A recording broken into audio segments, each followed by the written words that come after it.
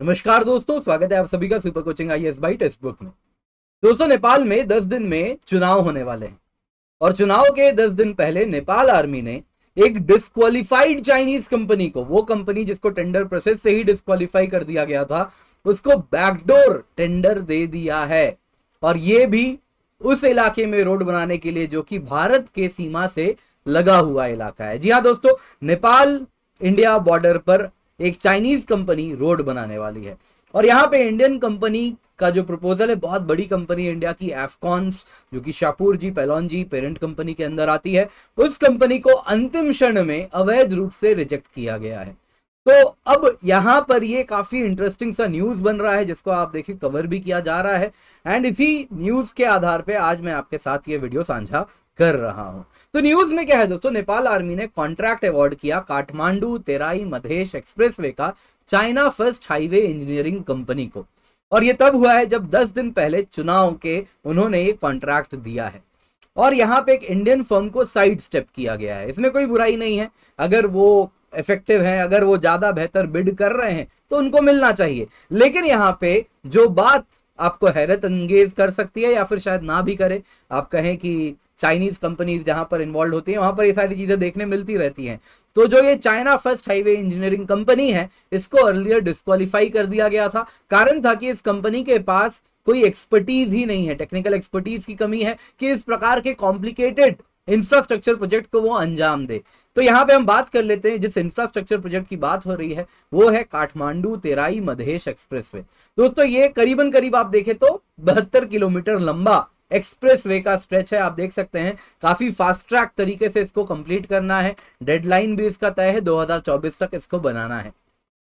तो ये अगर आप देखें तो तेराई को काठमांडू से जोड़ती है और इसमें हिमालयाज एंड अलग अलग महाभारत रेंज, इन सब को काटती हुई यहां पर हमें ये सड़क इनको बनाना है। तो ये शुरू होता है, आप अगर देखें तो निजगढ़ से तेराई रीजन में और चलता जाता है ललितपुर खोखना तक। ये कहां पर है तो आप समझे लगभग काठमांडू से 10 किलोमीटर की दूरी पर है खोखना, और वहां से जो कि ललितपुर में है आप देखते हैं, और वहां से लगभग काठमांडू से निजगढ़ तक है। निजगढ़ का है, बारा डिस्ट्रिक्ट में है।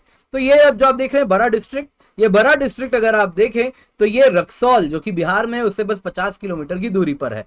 रक्सौल और बरा अगर आप देखें तो दोनों के दोनों करीबन करीब तेराई रीजन है। तो यहां से already well developed infrastructure already बना हुआ है। तो इसके आगे ये जो इंफ्रास्ट्रक्चर बन रहा है ये पहाड़ों को चीरता हुआ आप देख सकते हैं, इसमें कई टनल बनने हैं। इस प्रकार से कई मेजर टनल्स बनेंगे जिनको चीरता हुआ, पहाड़ को काटता हुआ ये कॉम्प्लिकेटेड इंफ्रास्ट्रक्चर प्रोजेक्ट को अंजाम देना है।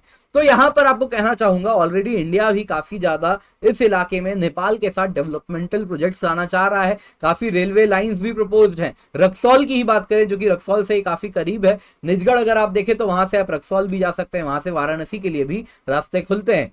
तो अगर हम रक्सौल की बात करें तो रक्सौल काठमांडू एक रेलवे लाइन प्रपोज्ड है जो हमें बनाना है। वैसे ही विराटनगर जोगबनी में अगर ऑलरेडी देखें तो रेलवे लाइन चल रही है। रक्सौल की बात करें अभी तो यहाँ पे ऑलरेडी एक मेजर इंटीग्रेटेड चेक पोस्ट भी है भारत का। तो यहाँ पे जो काठमांडू तेराई मधेश एक्सप्रेसवे बनना है कुछ इस प्रकार से निजगढ़ को जोड़ता हुआ काठमांडू तक लगभग इसको जाना है एंड इस प्रोसेस में पहाड़ वगैरह भी इसे चीरनी है। तो ये जो चाइना फर्स्ट हाईवे इंजीनियरिंग है इसको अर्लियर डिस्क्वालीफाई किया गया था क्योंकि इसके पास टेक्निकल एक्सपर्टीज नहीं थी, लेकिन अब बैकडोर एंट्री दे दिया गया। तो अब जो बाकी कंपनीज हैं जो इस प्रोजेक्ट में बिडिंग जिन्होंने की है वो कह रही है कि वो कोर्ट जाने वाली हैं इस डिसीजन को चुनौती देने के लिए। जहां तक बात है बिडिंग प्रोसेस की, भारत की ओर से एफकॉन्स इंफ्रास्ट्रक्चर था जो कि एक इंफ्रास्ट्रक्चर जाइंट है, शाहपुर जी पैलॉन जी ग्रुप के ही अंदर आता है।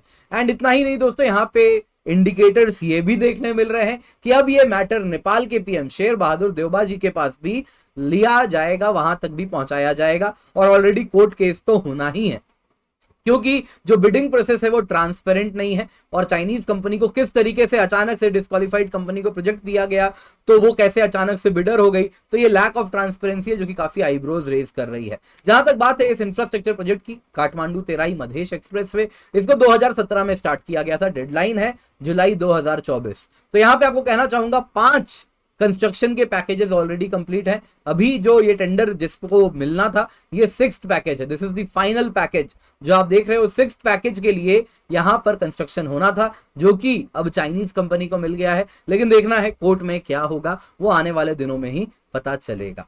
दोस्तों उम्मीद करता हूं आपको आज की क्लास पसंद आई होगी, तो लाइक जरूर कीजिएगा। बाकी इस टेलीग्राम चैनल पर आप जरूर जुड़ सकते हैं, वहां पर पीडीएफ मैं टाइम टू टाइम आप लोगों के साथ शेयर कर रहा हूं, तो वहां से पीडीएफ जरूर डाउनलोड कर लें। इसके सिवा टेक्स्ट बुक सुपर कोचिंग में एक सिंगल वन स्टॉप सोल्यूशन है ये, जिसमें आपकी complete UPSC CSC preparation complete होती है।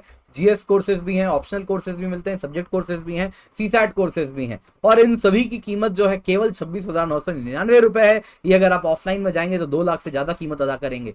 ऑनलाइन कोचिंग भी किसी और प्लेटफॉर्म पे करेंगे 50,000 से ज्यादा पे करेंगे, लेकिन जब आप coupon code Kinjal KINJL use करते हैं तो आपको मिलता है मैक्सिमम डिस्काउंट। और इतना ही नहीं, सुपर टीचर्स ऑफ इंडिया उनके भी कोर्सेज हैं, श्रीराम सर हैं, लुकमान IAS के कोर्सेज हैं, तो ये सारे कोर्सेज भी आपको मिलेंगे। वही कोर्स जो वो ऑफलाइन में पढ़ाते हैं एज इट इज आपको हमारे प्लेटफॉर्म पर मिलता है, तो आप निश्चिंत होके पढ़ सकते हैं। क्वालिटी आपको मिल रहा है बहुत ही कम कीमत पर, तो मेक श्योर आप कूपन कोड किंजल का इस्तेमाल करें और इसमें जरूर जुड़ें।